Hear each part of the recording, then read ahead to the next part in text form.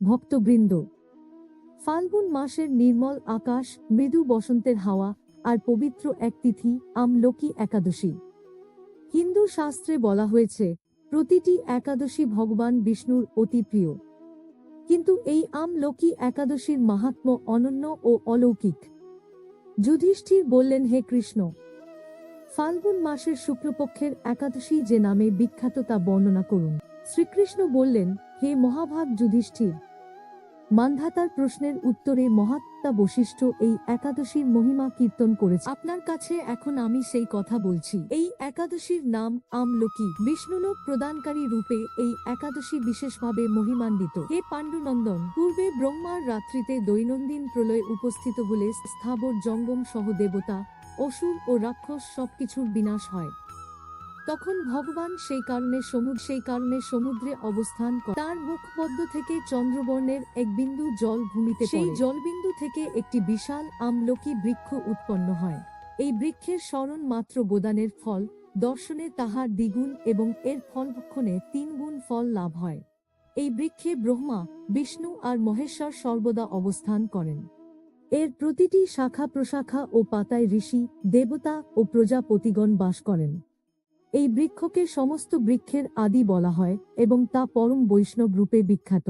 এখন এই ব্রতের একটি অদ্ভুত ইতিহাস আপনাদের কাছে বর্ণনা করছি। প্রাচীনকালে বৈদিশ নামে এক প্রসিদ্ধ নগর ছিল। এই নগরে চৈত্ররথ নামে এক রাজা রাজত্ব করতেন। চন্দ্রবংশীয় পাশ বিন্দুক রাজার পুত্ররূপে তিনি জন্মগ্রহণ করেন। তিনি অত্যন্ত শক্তিমান ও ঐশ্বর্যশালী ছিলেন। শাস্ত্রজ্ঞানেও তিনি ছিলেন সুনিপুণ। তার রাজ্যের সর্বত্রই মনোরম আনন্দপূর্ণ এক দিব্য পরিবেশ লক্ষ্য করা যেত। প্রজারা ছিলেন বিষ্ণুভক্তি পরায়ণ, সকলেই একাদশী ব্রত পালন করতেন। তার রাজ্যে কোনো অভাব অমঙ্গল ছিল না। এক সময় ফাল্গুনী শুক্লপক্ষের দ্বাদশী যুক্তা আমলকি তিথি সমাগত হওয়ায় রাজ্যের সকলেই এই ব্রত পালনের সংকল্প করলেন। ওই দিন প্রাত স্নানের পর প্রজাদের নিয়ে রাজা ভগবান শ্রীবিষ্ণুর মন্দিরে যান। সেখানে সুবাসিত জলপূর্ণ কলস, ছত্র, বস্ত্র, পাদুকা, পঞ্চরত্ন ইত্যাদি দিয়ে সাজিয়ে স্থাপন করেন। তারপর ধূপদীপ দিয়ে যত্ন হে পরশুরাম, হে রেণুকার সুখবর্ধক, হে ধাত্রী, হে পাপ বিনাশিনী আমলকি, তোমাকে প্রণাম, আমার অর্ঘ্যজল গ্রহণ করো।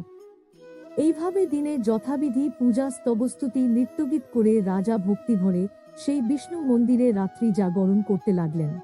এমন সময় দৈবযোগে একটি ব্যাধ সেখানে উপস্থিত হয়। পূজার সামগ্রী সহ বহু ব্যক্তিকে একত্রে রাত্রি জাগরণ করতে দেখে সে কৌতূহলাক্রান্ত হল। সে ভাবল, এসব কি ব্যাপার? বিষ্ণু মন্দিরে প্রবেশ করে বসে পড়ল। কলসের উপরে স্থাপিত বিষ্ণুমূর্তি দর্শন করল। ভগবান বিষ্ণু এবং একাদশীর মাহাত্ম্য সে মনোযোগ দিয়ে শুনল। সারা দিন ওই ব্যাধ কিছুই আহার করেনি। এইভাবে ক্ষুধায় কাতর হয়ে সেখানে সে রাত্রি জাগরণ করল। পরদিন প্রজা সহ রাজা নগরের দিকে যাত্রা করলেন। সেই ব্যাধ তার গৃহে ফিরে গেল। এরপর এক সময় ব্যাধের মৃত্যু হল। একাদশীতে রাত্রি জাগরণ ব্রত প্রভাবে সেই ব্যাধ পরবর্তী জন্মে এক রাজ্যের অধীশ্বর রূপে নিযুক্ত হল। জয়ন্তী নামে এক নগরী ছিল। সেখানে বিদুরথ নামে এক রাজা বাস করতেন। ওই ব্যাধ বিদুরথ রাজার মহাবলী পুত্ররূপে জন্মগ্রহণ করেন। তার নাম হয় বসুরথ। 1,00,000 গ্রামের আধিপত্য তিনি লাভ করলেন।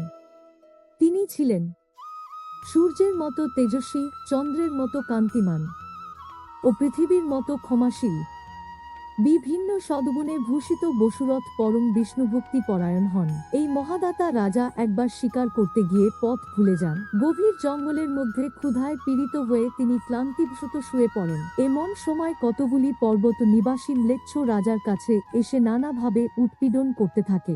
রাজাকে তাদের শত্রু মনে করে তারা তাকে হত্যা করতে চেষ্টা করে। পূর্বে এই রাজা আমাদের পিতামাতা, পুত্রপৌত্র সবাইকে মেরে ফেলেছে, আমাদের গৃহছাড়া করেছে। এই রকম বলতে বলতে ম্লেচ্ছরা রাজাকে হত্যা করতে উদ্যত হয়। তারা বিভিন্ন অস্ত্রশস্ত্রে তাকে আঘাত করতে থাকে, কিন্তু আশ্চর্যের বিষয় তাদের সকল প্রচেষ্টা ব্যর্থ হয়। রাজার কোনো ক্ষতি তারা সাধন করতে পারেনি।